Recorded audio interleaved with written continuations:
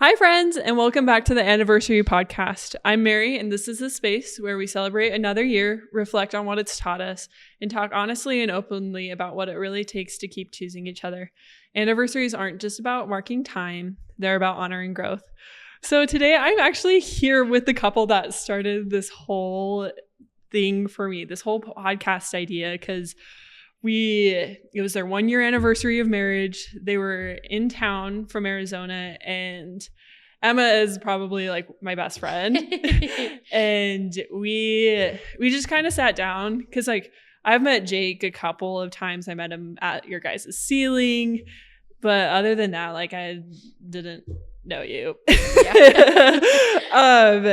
But I was kind of having a conversation with them at Chick-fil-A almost a year ago, and I was like, so like what's the first year of marriage been like? Because everyone is always like, what's like everyone says like, oh, the first year of marriage is the hardest. Yeah. And so I like, and honestly, like from our conversation, from what I remember, I was like, it doesn't seem like it was the hardest year for you guys. It sure wasn't. No, yeah, it was pretty easy. I don't know. It's like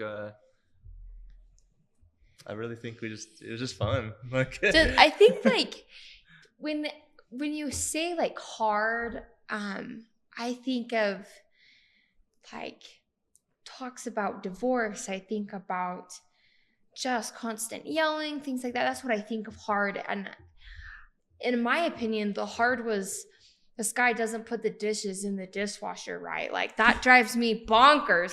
And that's what was hard about our first year and second year of marriage. Like it's not necessarily hard, but it's different. Yeah. And I think people don't know how to put those into words. Mm-hmm. When they say the first year is hard. I think that's not necessarily what they mean. Mm-hmm. So yeah, I get that. And because I was asking you different questions of like, what's been like the most rewarding thing to learn over like the first year, or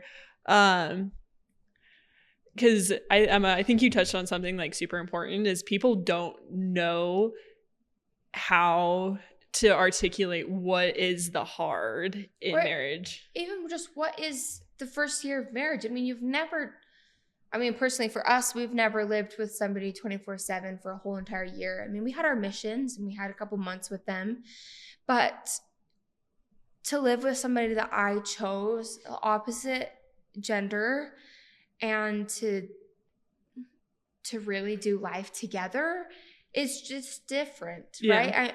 All of a sudden we have a joint bank account. All of a sudden we have to remember to do the dishes together and to cook dinner, and who does that, and who goes grocery shopping, who comes up with the meals, and how do we do that together, and all sorts of things. And it's just as different and not necessarily hard, but just different. Yeah.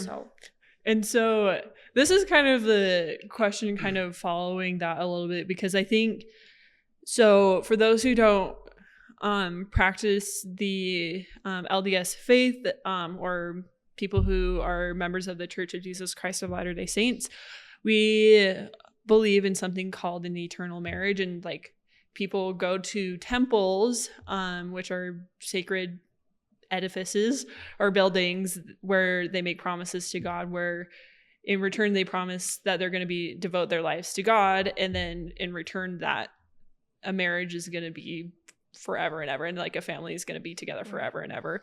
And so because you guys got married before you got sealed, what was the difference between your marriage and your sealing, and how have those things meant different things to you as you've progressed in like your marriage? Yeah. I think personally for me, our first 5 months so we got married August 3rd, sealed on January 3rd. So it was exactly 5 months. And during those 5 months, we just worked really hard to get our temple recommend together, to really be spiritual together. And I think that really got us close, like quickly. Like we were not only working things out physically and mentally and, with a job and things like that, but we were really working really hard on our spirituality together. And I think that personally, I think helped us grow closer together really quickly. Mm-hmm. Yeah, I would agree. I think kind of having that goal, like to go to the temple, I think really helped us like understand what we wanted. We had that similar goal and we worked together, and I think we really grew a lot from that experience. Yeah. Obviously, like the way that we did it, I don't know if I would say like this is the way you should do it, right? But for us, it works. I think that's Yeah. what God wanted from us, from our situation and what was Yeah. going on in our lives. But I think with God's help, He really helped us to grow closer together. Yeah. And how did that like affect your marriage, like going forward, like after your sealing? Because I think it's, and not saying, and I'm really not trying to bash on people who just get married. It's just, I think there's a elevated level of spirituality that comes with, and like this is just something I've noticed within the Church of Jesus Christ of Latter-day Saints, is members really cling to those covenants and they cling to those promises that they've made, and in return, like there's this weird spirituality magic that happens after, and I can't explain it. I agree. I think we did see a difference from when we were married to when we were sealed. I think I agree that not necessarily magic, but it was just different, right? We've personally made promises to God, before the sealing, and now we were making a promise not only to God but to ourselves and to each other. And that is the difference, like between any of the other covenants you make in the church. Baptism you make, it's just a promise to God and to yourself, and as well as your endowments, your initiatories. And then when you get sealed, not only are you making a promise to God, but now you're making a promise to each other. And that promise is that we would cleave unto each other, right? Like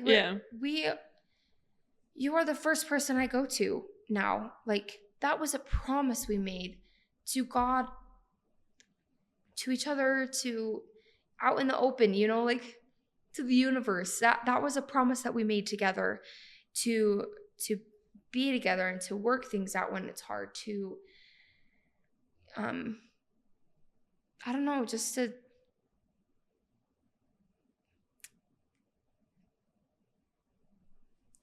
it was just special. Yeah.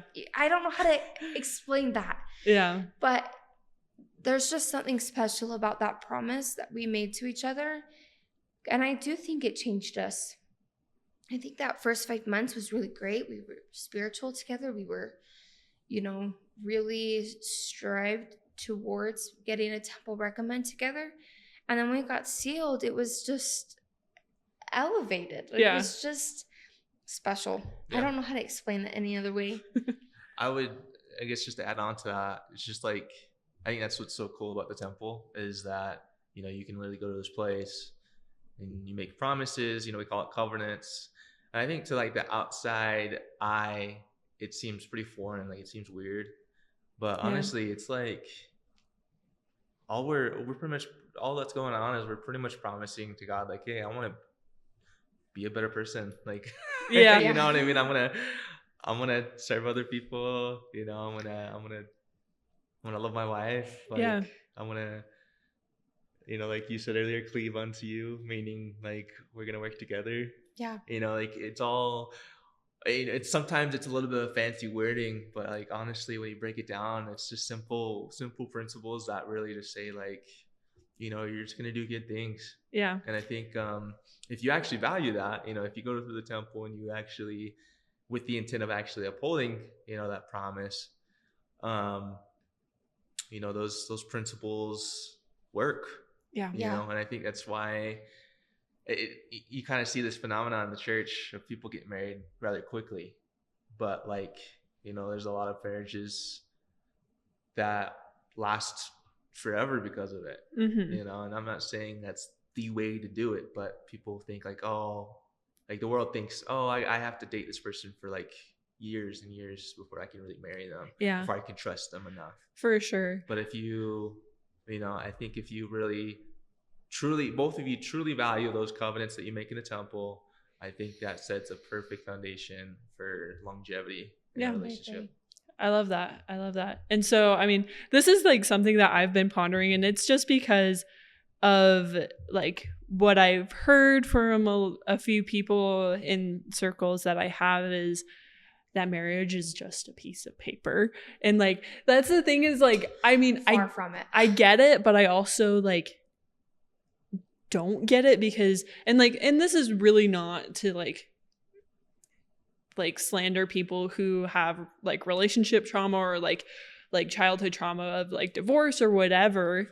Sure. It's just, I think that there's so much more to a marriage than just what a piece of paper can signify. And like, obviously, like legally speaking, like marriage is just a piece of paper, but what like, that's what I'm trying to get at with like this podcast is like long lasting relationships and especially marriages are so much more than just a piece of paper. Absolutely. Like it. Going back to that promise. I mean, I've promised my life to Jake, and I've promised that I'm gonna, do my absolute best to work with him and to be kind and to be generous and to serve and to, but to make a marriage last. And if it was just a piece of paper, we would just be roommates. Yeah. And that sure is not what our marriage is not just roommates. And it's a lot harder than just a piece of paper. And not necessarily like those fights that we were talking about, but I've lived not with a different person who I absolutely love. It's obviously different than a brother or a sibling. I've never done this before. So obviously it's going to be hard to mesh two different personalities together in a household where you kind of have to just put up with each other sometimes. And it is hard, and it's a lot more work than just a piece of paper. And I kind of wish people stop saying it was just like a marriage is just a piece of paper, because it sure isn't. I think for me, like, honestly, I thought about this a lot. Like if I wasn't like, if we never got sealed, if that wasn't like a concept in my life, I don't know if I'd want to get married. Like have the official marriage thing and a marriage license. Mm-hmm. The reason why is because weddings are often expensive.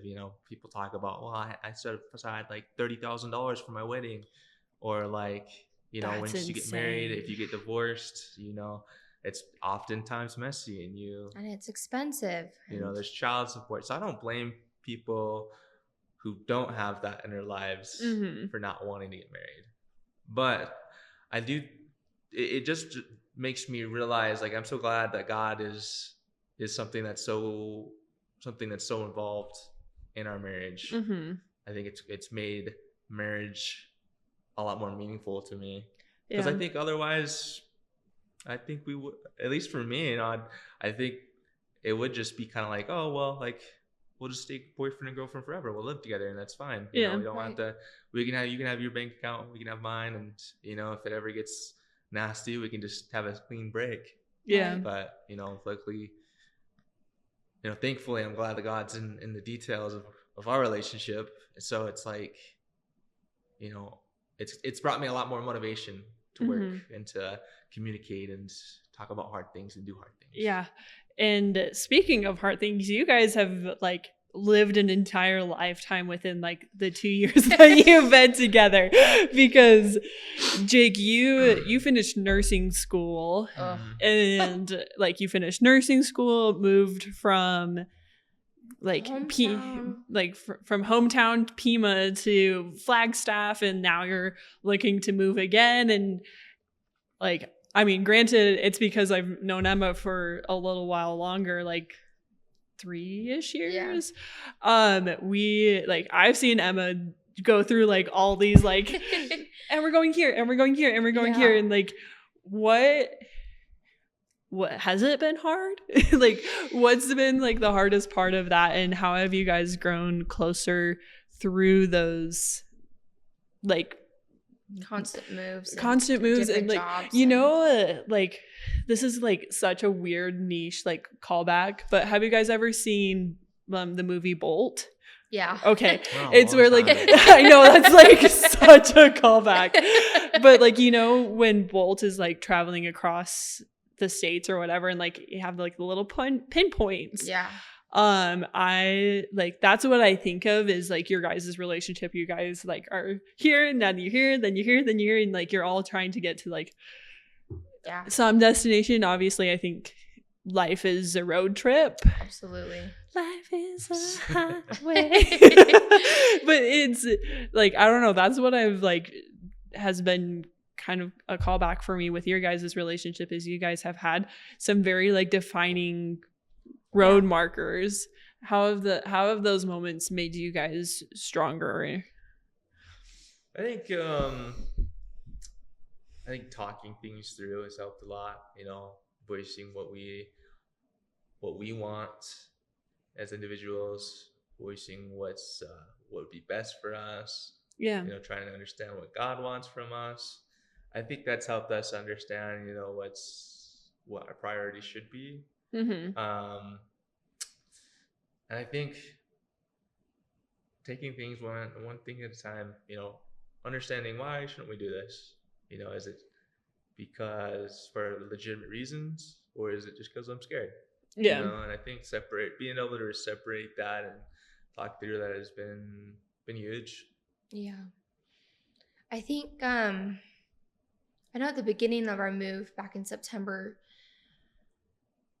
you know, I had so many expectations of, okay, we're going to move and this is going to change and this is going to change and it's going to be great. But a new place doesn't mean entirely new habits. Mm-hmm. And we both then got full-time jobs. And previously we were working part-time jobs as well as him going to school. And it was, honestly, I think that was probably just the most difficult time in our marriage, because all of a sudden we were both working, and we, you know, after work we would just sit down and I'm just gonna, you know, hop on my phone because I just need to not be emotionally exhausted anymore. And I think we kind of not necessarily like I wouldn't say fell out of love. 100% would not say that, but we just, I think, became a little distant and like stagnant. And because I wanted all these new things to happen. I wanted, you know, to change all these things, and they weren't changing, and so therefore I thought I was doing something wrong.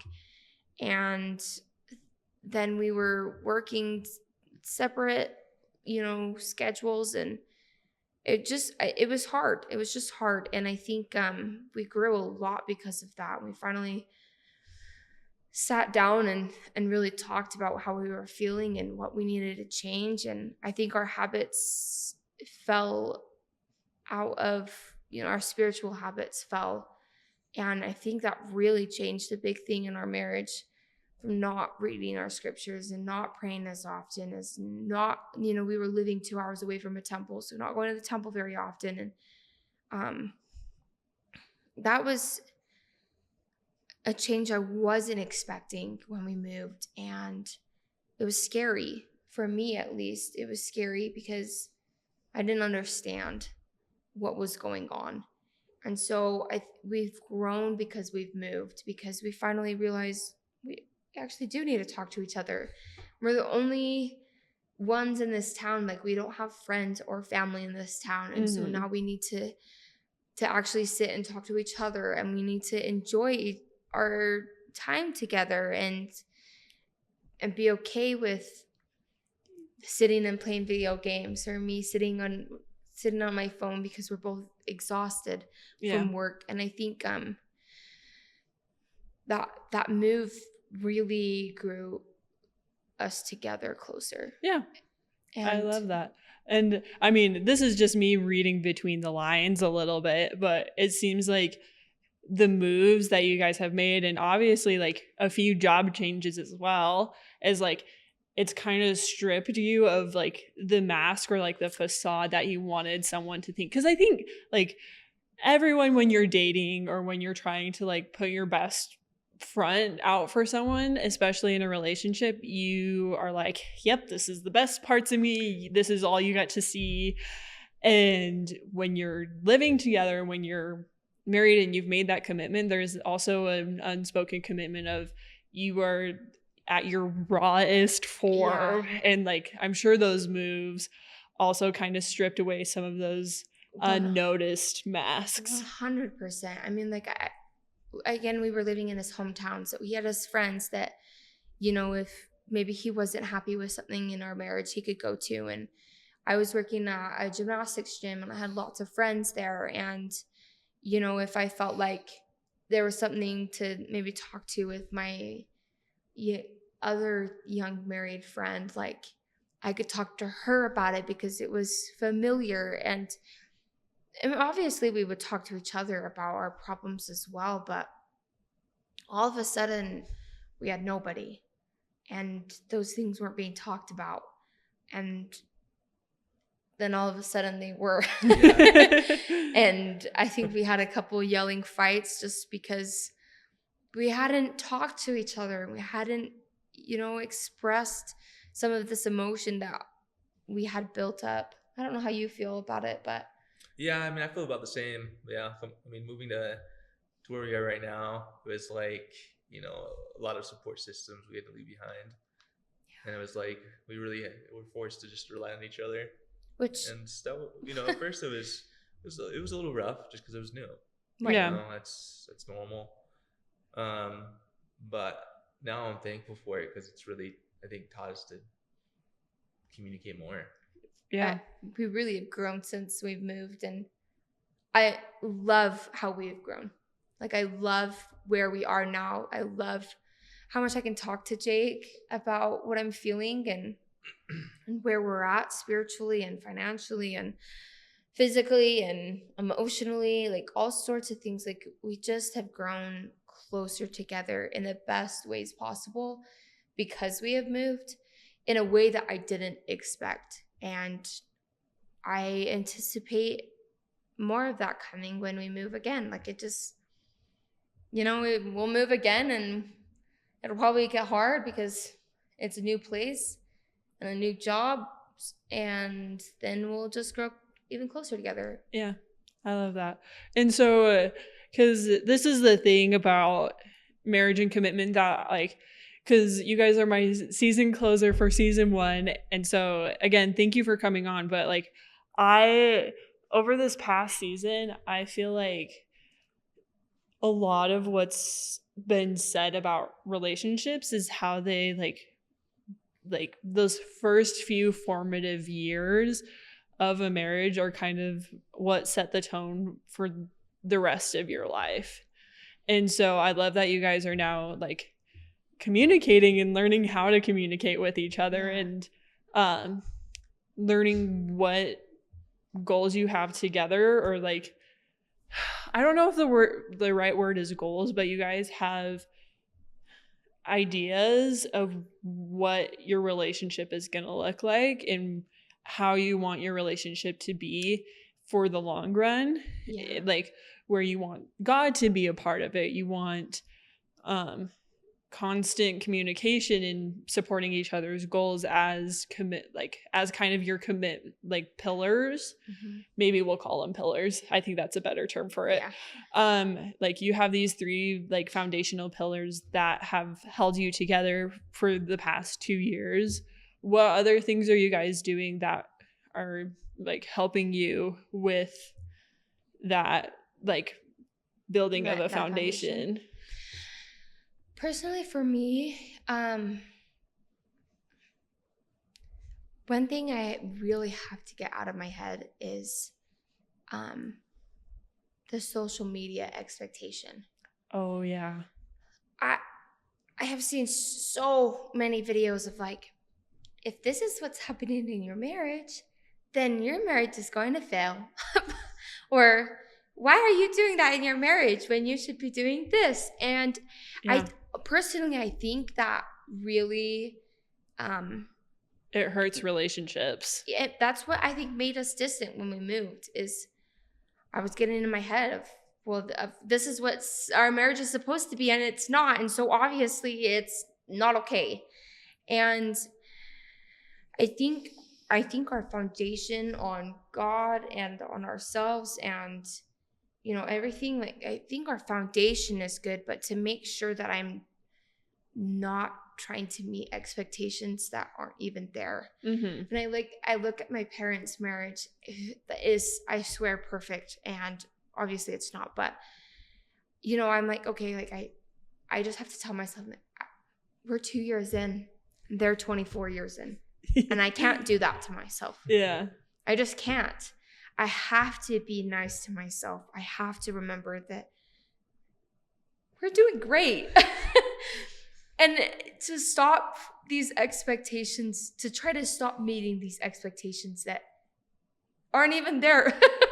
And for sure. to not, you know, try to put these unrealistic expectations on Jake of what he needs to be doing to make our marriage the most perfect marriage. Like, I need to get that out of my head. No, like, for sure. And like, this is why I created this podcast, is because of those exact like social media people, because like, this is like, I think I've probably told you this, but like, my biggest like pet peeve in like the relationship social media world right now is like, if he wanted to, he would. And I'm like, oh, Mary, don't even get me started, because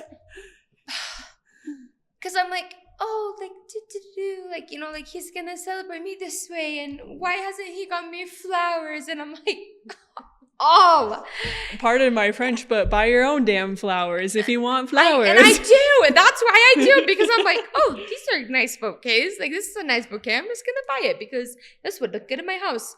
I'm like, I hate the phrase "if he wanted to, he could," because that's not the right.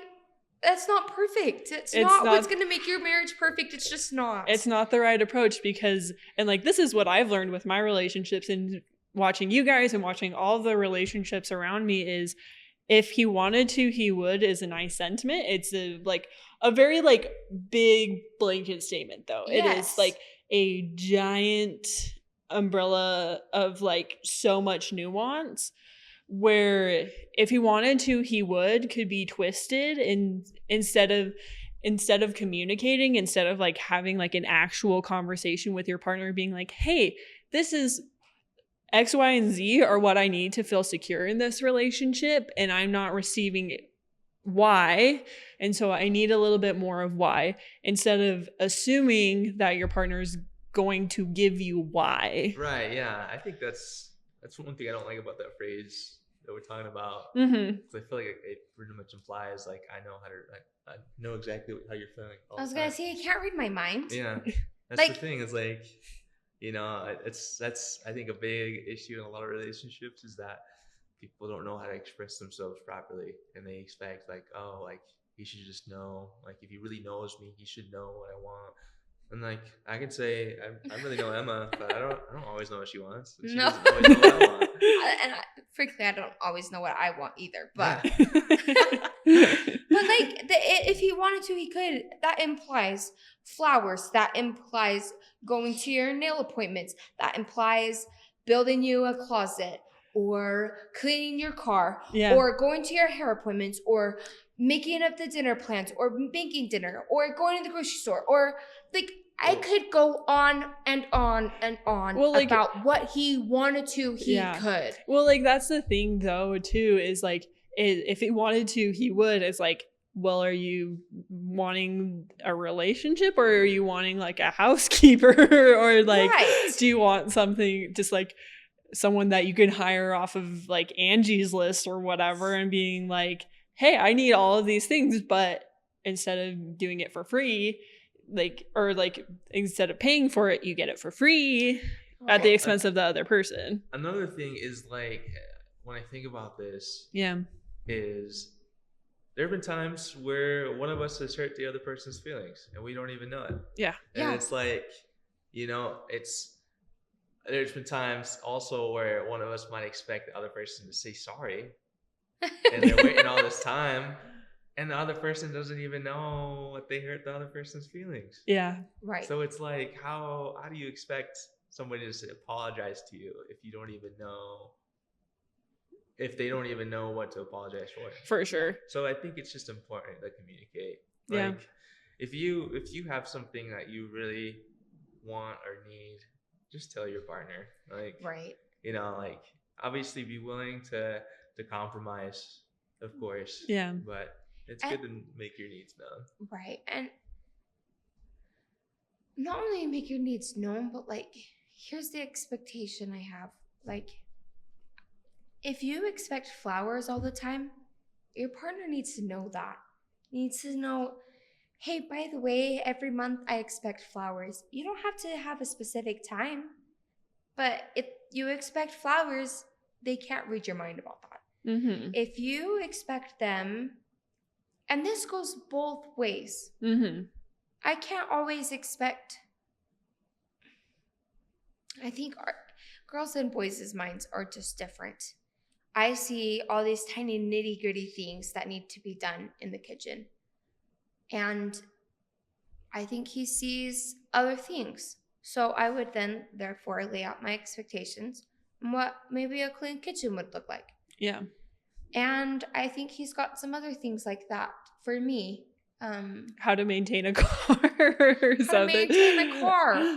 Or oftentimes I leave my shoes out and I'm 100% aware that I need to fix that. But I didn't know that I needed to fix that until Jake was like, seriously, dude, like, can you please just start picking up your shoes? I can't keep tripping over them. And I'm like, oh, right, my bad. And like, I would never have known if Jake didn't tell Ask me you. that. Yeah. And he never would have known that if I said do the dishes, that also means to please wash out the sink and wash the counters. Mm-hmm. He says, oh, I did the dishes. And that's like, I have to put those expectations on him. This is what I expect when I say, please do the dishes. Yeah. And this is what he expects of me when he asks me to do X, Y, and Z. And I've always said, oh, communication is key. And then I get married and I don't communicate. And I'm like, why am I feeling this way?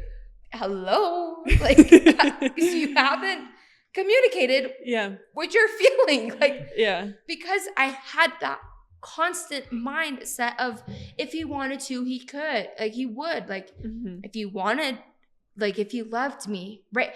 Oh, I hate that. If he loved me, he would do blank. Yeah. That is what if he wanted to, he would statement is. Yeah. Is if he loved me, he would do the dishes without me asking. He would do the laundry without me asking. He would wash my car without me asking. Hello? He can't read my mind. Like, that's just unrealistic expectations. And frankly, I feel really bad that I did that to him, like the first year of marriage, because I don't think he understood. And then we would get into these big fights on why I'm unhappy. He's like, I didn't know any of this. So I apologize. But I really think communication is key. Yeah. It just really is. We both have to work together. Right? Again, we're mashing two different people with two different personalities, with two different lifestyles together and expect it to go perfect at the first sight. It's not going to unless you communicate. For sure. And unless you're patient. Oh, patience is key. Just be patient with your spouse, because what does patience look like? Patience is kindly reminding them to undo their socks when it's all bunched up. And like, and a constant reminder, right? You're not going to get a habit the first day. He patiently reminds me to please put my shoes away every single day because I can't get it in my thick skull. And I just think patience means to be kind. Mm-hmm. about things because we have different habits and we have different expectations of each other. And I can't yell at him every time those socks are bunched up. Like, that would be so stupid of me. And frankly, it would just make us more distant. Yeah. If I constantly yelled at him about the socks, right? Or if he constantly yelled at me about my shoes. It's just kindness. Yeah. I think also like being, I guess, patient in the sense of like if she is getting emotional at something I don't really understand, like instead of just going automatically to like, why are you crying? Like, this is stupid. This is a stupid reason to cry. But more All so the just time. like being patient, letting her, explain how she feels and, try to be more empathetic. Yeah. I think that's been one way we've exercised patience, or at least I've exercised patience for, Absolutely. so. For sure. Or being patient because he just worked 3 12s in a row, and the next day I need some things done, but I need to be patient because he needs a day off. Like, hello, he's just been working a nursing job for 3 days in a row, 12 hours a day. That's a lot, and I need to be patient that he needs time off. Which I didn't understand at first because we haven't been through that. I think that's another reason why it was really hard at the beginning of our move, is because I didn't understand what he needed. Yeah. And patience is being patient when we're trying to communicate what we're feeling, because we've never done that before. Yeah. And I think also realizing that like it is something that you've never done before, and like because like your friends know who you are, like your longtime friends know who you are, or someone like your parents who know who you are and like kind of know your quirks and ins and outs of who you are. It's like God knows us and he's so patient with us because he knows exactly who we are and like all that we've been through. And like your spouse hasn't been there from like, unless you're like kindergarten sweethearts, like they don't know like who you are and like how you've grown up and like what you're thinking about in life. Right. But like with patience, like that's like a total, like that's a virtue of like someone that really takes time, and it takes understanding the ins and outs of someone over the course of a lifetime. And I don't think it's ever like a thing. And so I guess like a follow-up question to that would be, what do you like, how would you compare patience and forgiveness and like how they interact with each other in a marriage, and more so within your marriage? That's a good question. I think having forgiveness, like going into having patience and forgiveness, I think takes a lot of humility. Yeah. And recognizing like, and hope. I think hope goes into a lot of it. Hope that like, oh, this person didn't do, she didn't do this thing intentionally to make me upset or make my life harder. It wasn't like she is trying to sabotage me in our relationship, even though it might feel that way when maybe a particular situation arises that she might have done. I think a lot of it comes down to, assuming the best, assuming like, you know what, or also thinking like, it's not, they're not out to get you. They're not out to get you, and it's not like you haven't made mistakes yourself. It's recognizing that we're human and we are going to make mistakes. Yeah. I also say like, I think the difference between patience and forgiveness, it's such a, I want to say there's like a fine line, because oftentimes it works together. Oftentimes I'm being patient because he didn't do something I really loved, or, something like that. And then also I forgive him because I know he probably didn't understand that that's not what I loved. Right? Like I don't know. That it's so that's tricky. That's a tricky question. But I just think they need to work hand in hand. Yeah. And I go back to what Jake just said a little bit ago. We need to communicate when we expect them to say sorry. Like, maybe he didn't know I didn't like that. And so I need to be patient because he didn't know. And then I also go and communicate my feelings and say, I really didn't love that, and I would appreciate if you apologize to me. And then there's the forgiveness. Yeah. I think you shouldn't assume either. I mean, I think you should. This is hard, it's hard to have, emotionally charged conversations, but I think you should ask, like, hey, I didn't like what you did. Why did you do it the way you did? And to let the person have a chance to explain themselves. Yeah. And sometimes, people are going to make mistakes that are just selfish. And that, Oh, yeah.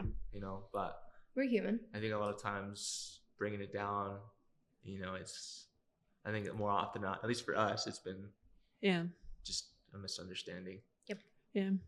I love that. And like, this is the thing that like, I don't think I realized with relationships. And like, I always tried it with like past relationships to like try and get things to grow or to progress is like, hey, what things can we work on? Like what's something that's like, I'm doing that's hurting you, or like vice versa kind of.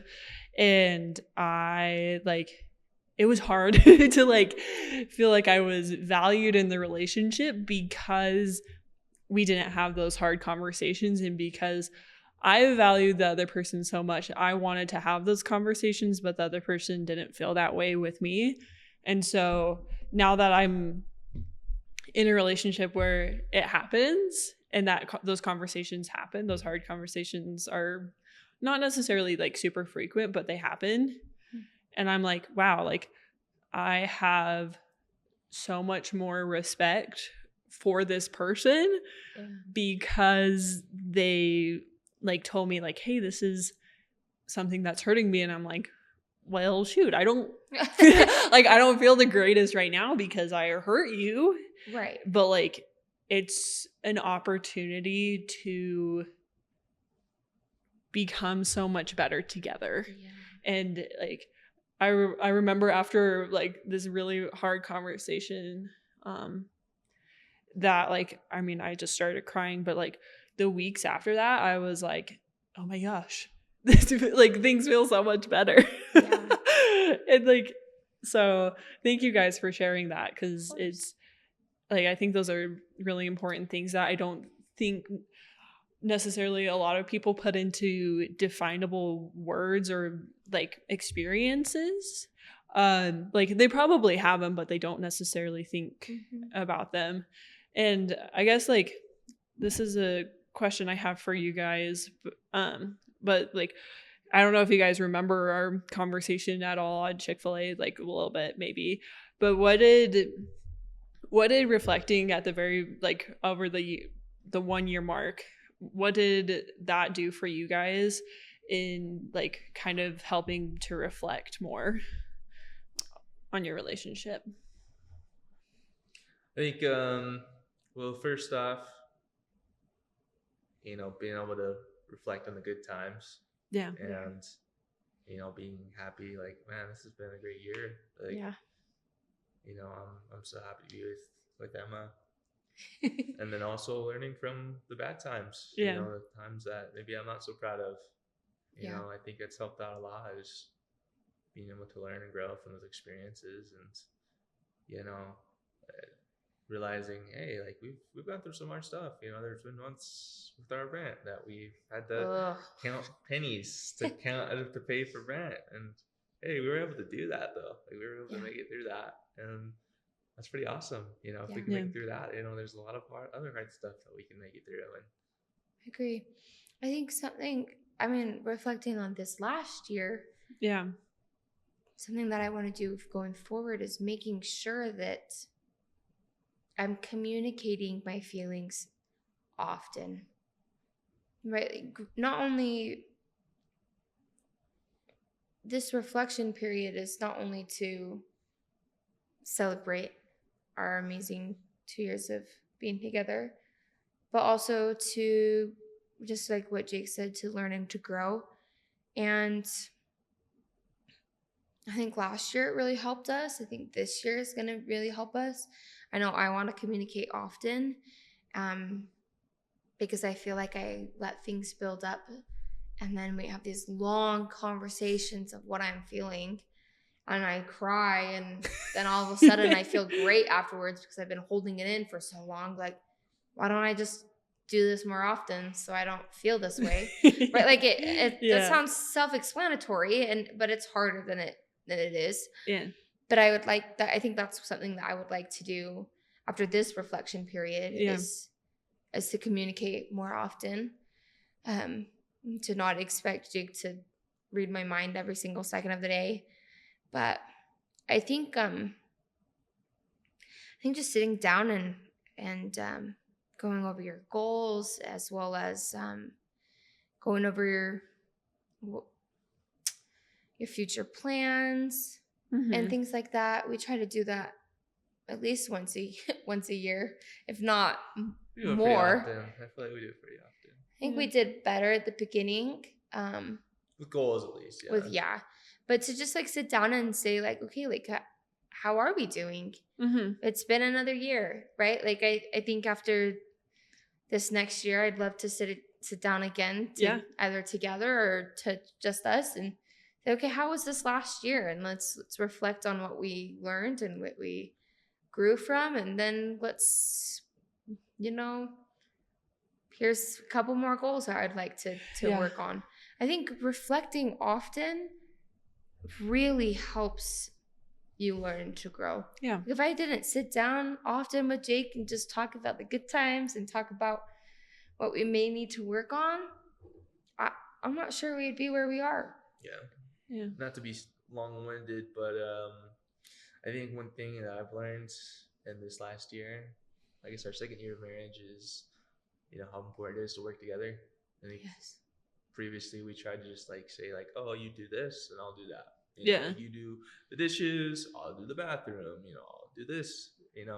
I think that worked for us in the beginning until while we had kind of basically the same schedule. But then we moved, and now our schedules are so much different. It hasn't worked for us, and that was, I think, rough in the beginning. I think that caused a lot of fights because I'd get home and my responsibility was to do the dishes, but I have enough time to eat, take a shower, and go to bed. I don't want to do the dishes then. Between work days. So now I think we've tried to kind of took up the mentality that we do everything together. We both do the dishes, or we both do the laundry.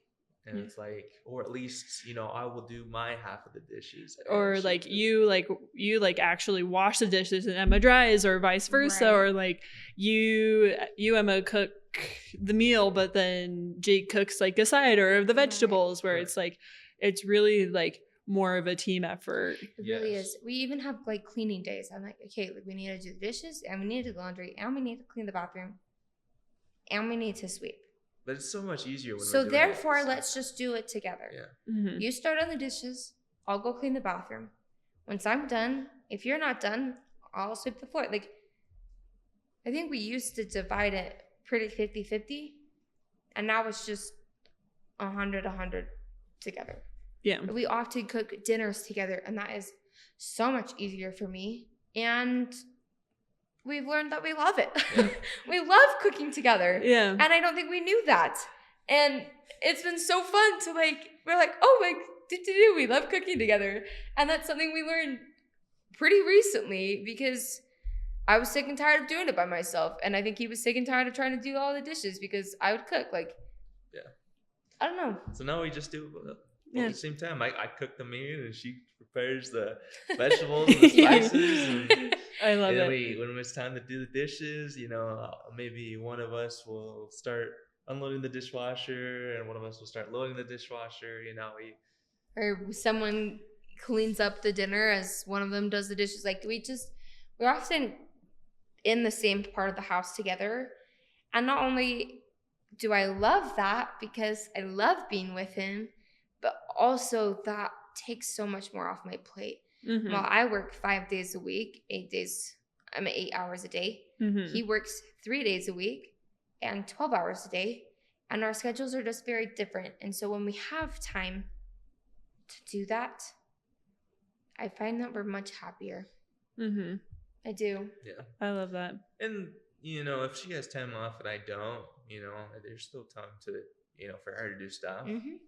To kind of pick up my slack, so to speak. And then there's times, where He picks up my slack. yeah. Yeah. And we really have grown to love, I think, our schedule and grown to love to do things together, which we didn't before. Yeah.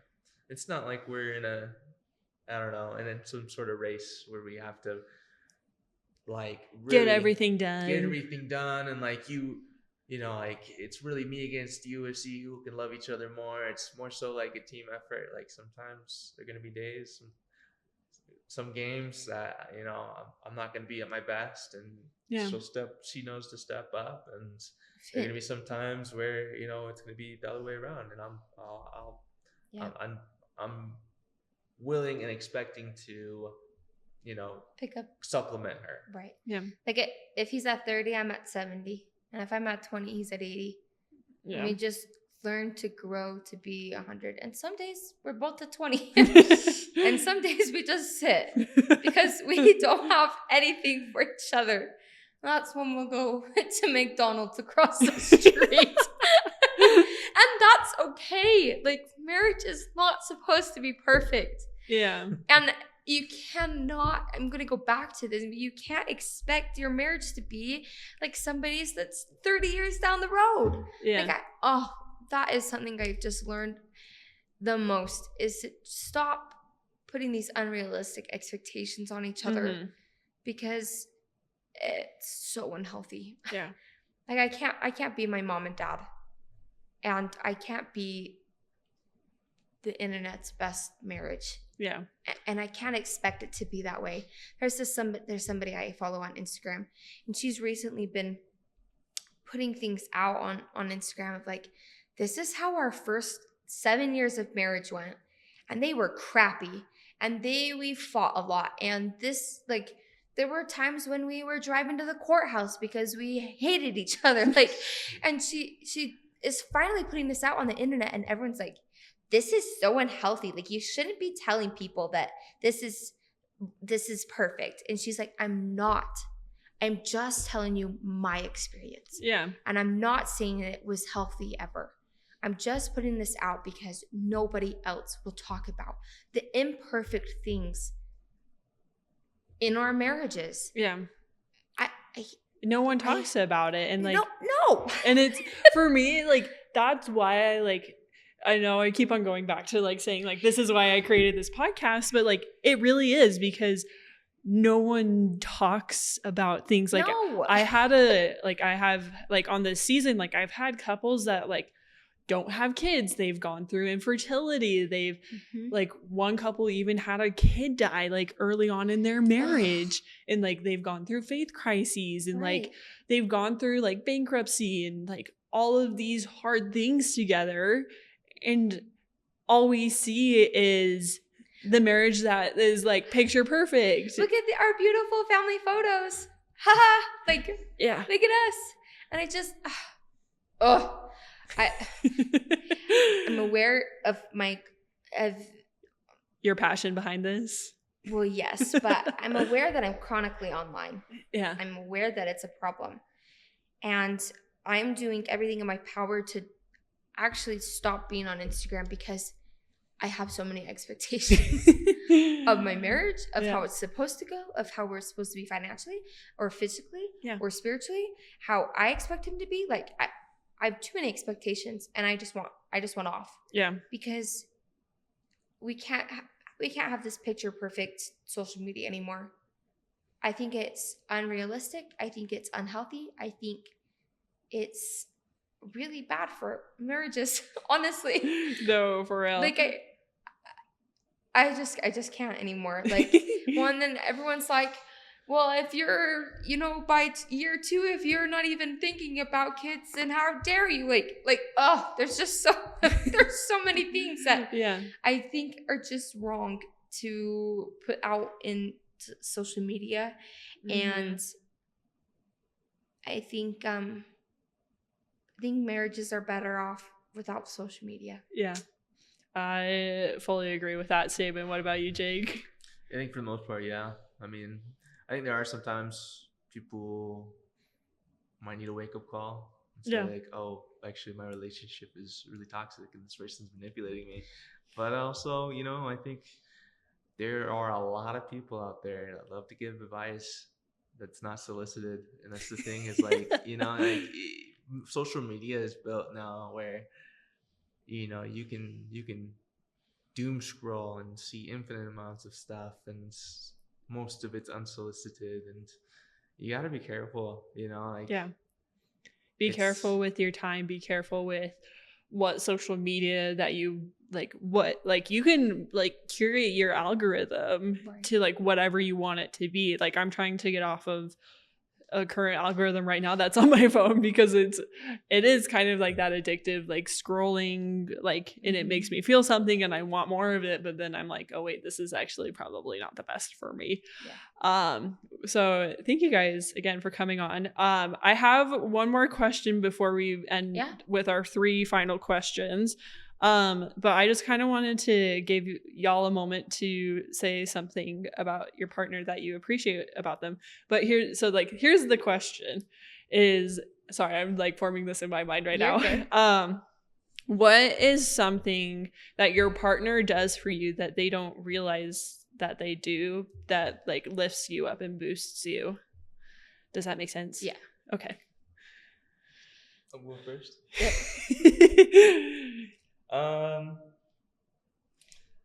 I think just like how much you compliment me and like being around me is very nice. And it doesn't, I don't know, I guess I could be wrong, of course, but I love that you're just like,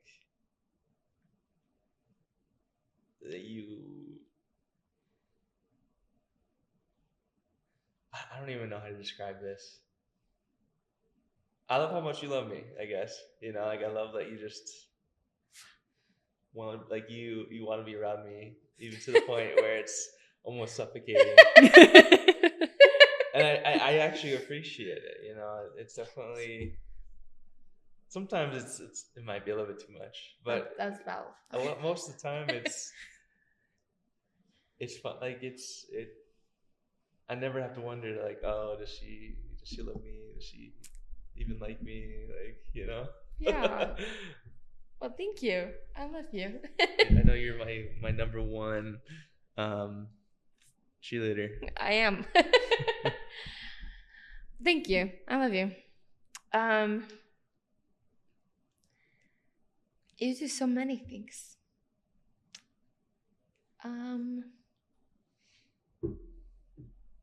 I gotta think on that one. There's honestly so many things that I think you do for me that you don't understand, like how much I appreciate.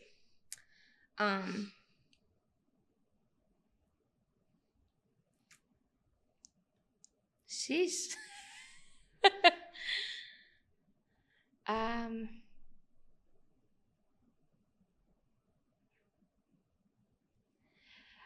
I love how much you support me, and you sit and actively listen to my problems, to what I'm feeling. You listen to my ideas as well as our future plans. You just support me in like every way.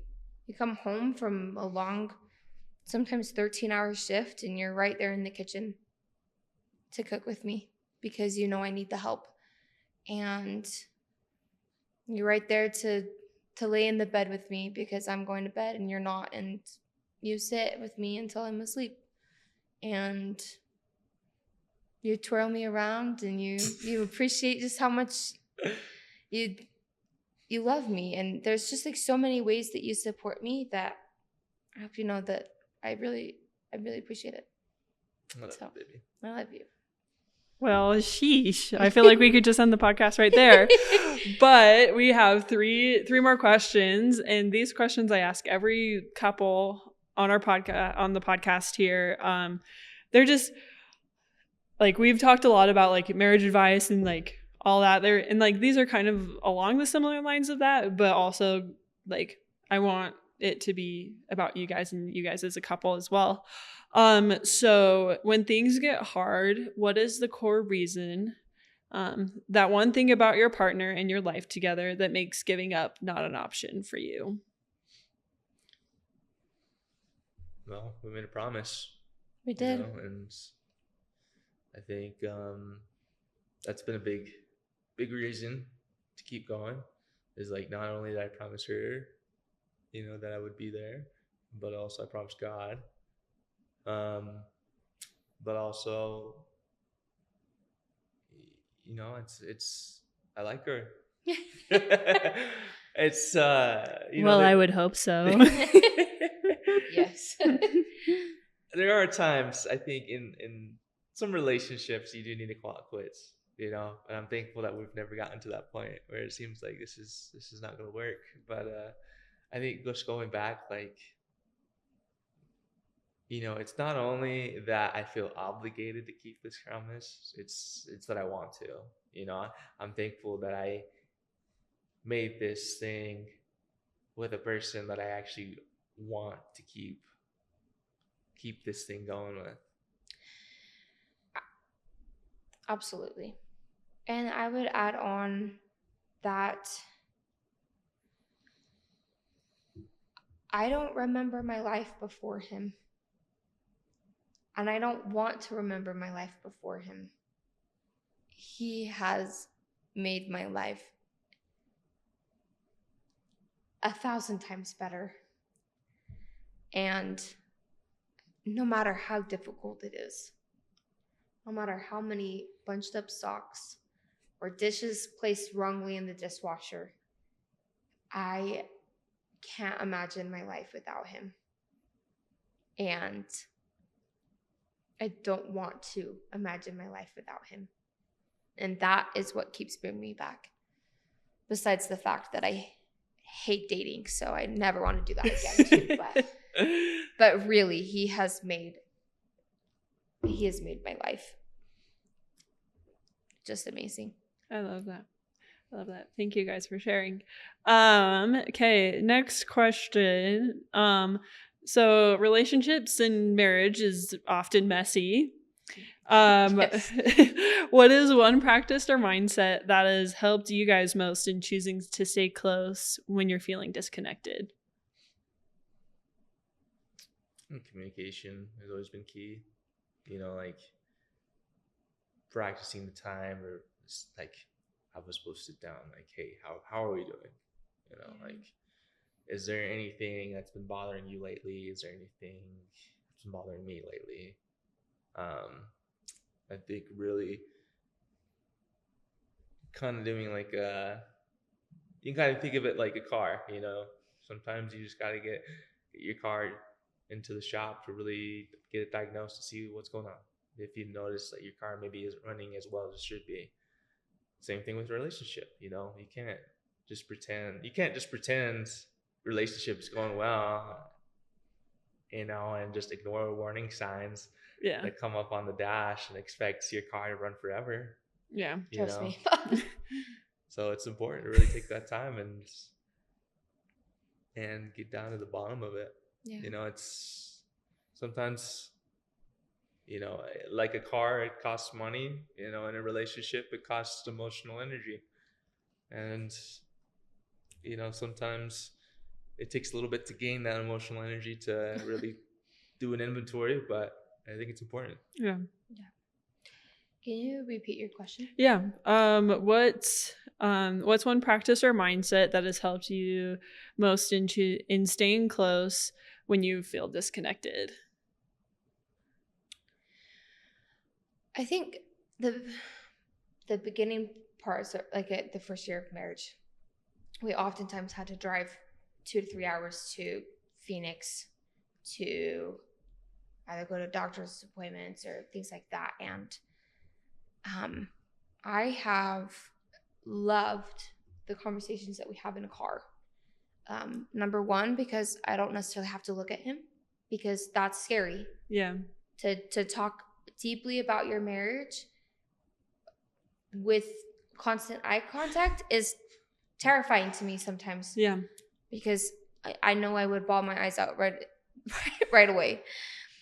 And also in a car, you can't bail on the conversation. Yeah. You are stuck with me for the next 3 hours, so we might as well just talk about it. And we often go on car rides together. It's been a little less often here in where we live now. But that's one practice that I love is sometimes we just turn off the music and we just sit and talk about how we're doing. Mm-hmm. And really reflecting on our marriage. Mm-hmm. Let's talk about some goals. Let's talk about how we're doing spiritually. Let's talk about how much you annoy me right now. Sometimes we haven't done this in a little while, but in the beginning of our marriage, what we decided to do, if we like just couldn't do a tough conversation, is we'd literally put our heads together like this, like. We'd have conversations like this because his eyes look super funky, and that makes me laugh, and that's what I need in a really hard conversation. Yeah. So if we don't put our heads together, it's car, and that's where we have some hard conversations. Yeah. And I think if you're often going on car rides, and if you are not talking about your marriage during said car rides, you should try it. Put your heads together. We're going on a long car ride because there you can't bail. Yeah. And there you don't have to have scary eye contact. Mm-hmm. So that's one practice that I really am 100% on. I love it. Find a way to cut through the tension. Yeah. Yep. I love it. I love it. Well, thank you guys so much for coming on. I have this one last question. So knowing what you know now, what is one wish wow, we're going to try that. Okay. Thank you guys so much for coming on to the show. I think this has been a really insightful conversation. So thank you. So last question is, knowing what you know now, what is the one thing you wish you could tell yourself on the day your relationship first began? Oh, I would say I'd probably ask myself, like, what would you do if you weren't afraid? Like, if fear wasn't an factor, what would you do? And the reason why I say that is because I feel like in the beginning of our marriage, I was pretty scared. We with the way that things were going, the way that we got married, of course we got married before we went to the temple, and that's not exactly what I wanted. I wanted to get married in the temple first, and that was scary. But I realized, like, the only thing holding me back wasn't, it wasn't God's will. Like, everything made sense. It was just that I was scared. Yeah. And that held me back for a little bit. And then also moving to where we are now, like, that was scary, but it made sense. Mm-hmm. And there's just been other times in our marriage where I felt like I've hesitated because I was scared. Like, I didn't want to leave my comfort zone. Yeah. So I would just say, I just reassure myself, say, like, hey, like, don't be afraid. Don't be afraid to, leave that comfort zone. There's no growth there. Yeah. Something that I would probably tell myself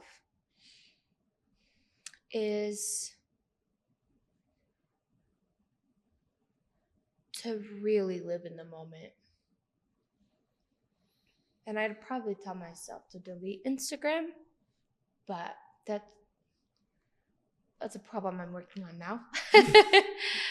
But I think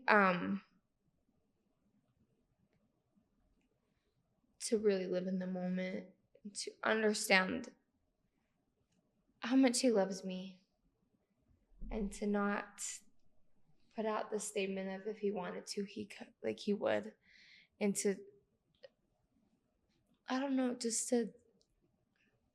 to love where we are at now and to appreciate where we are now. Because we only get this lifetime. Yeah. And I only get these first couple years like once.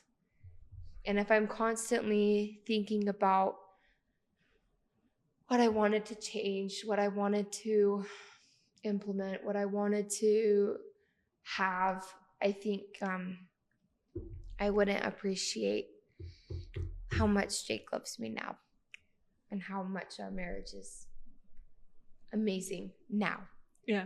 So that's what I would tell myself, is to live in the moment. I love that.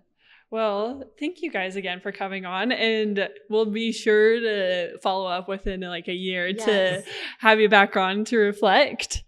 But for our listeners, thank you so much for tuning into season 1 of the Anniversary Podcast. Over the course of this season, we've heard stories from couples celebrating 1 year, 2 years, 10 years, 5 years, all and like 20 years, all the stuff in between. And I think one of the biggest takeaways that I've had from all of these conversations is that love isn't sustained by feelings alone. It's about love takes work. It takes intention.